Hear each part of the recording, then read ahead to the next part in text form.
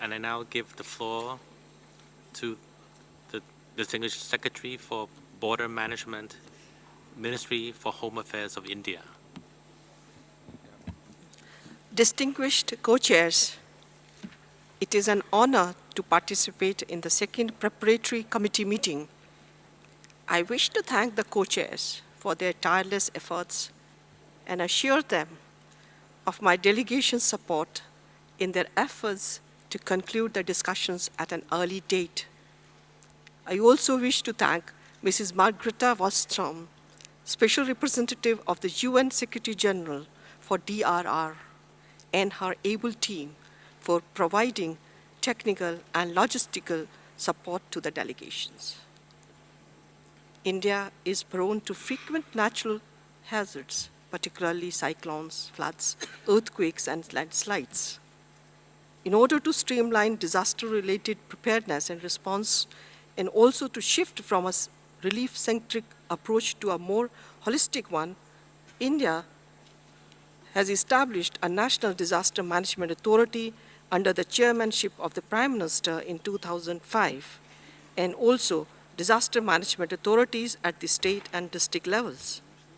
In addition, National Disaster Response Force and National Institute of Disaster Management were also set up. A National Disaster Management Policy was also announced in 2009. India has started earmarking 10% funds of all development schemes to be used for innovation, disaster mitigation, and restoration. Our emphasis on innovation and use of advanced technologies in fields of forecasting and early warning systems, coupled with other disaster risk reduction measures, have improved our abilities to effectively limit the negative impact of disasters and also to manage post-disaster situations. The nature and timing of disasters differ from place to place, and so is the vulnerability and impact as a result of them. Non-availability of accurate and sufficient data poses challenge in assessment of timing and extent of impact from various types of disasters.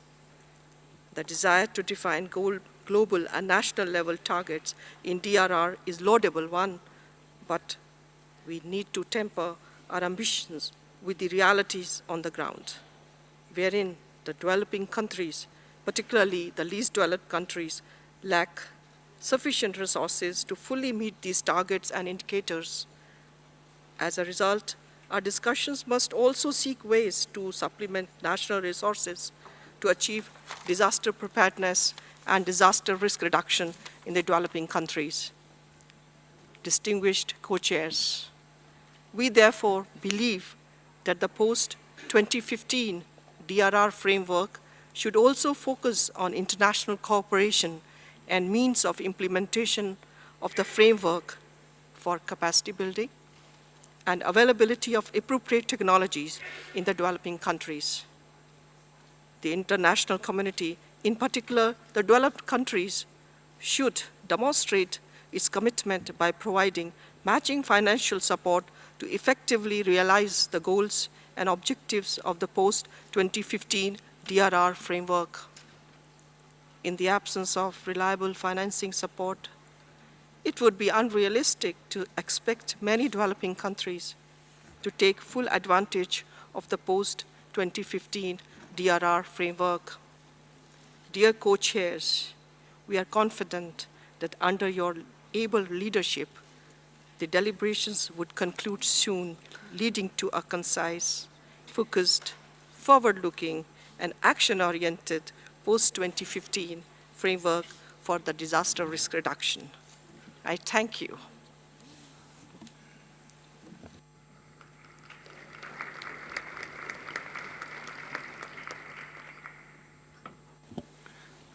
I thank the Distinguished Secretary from India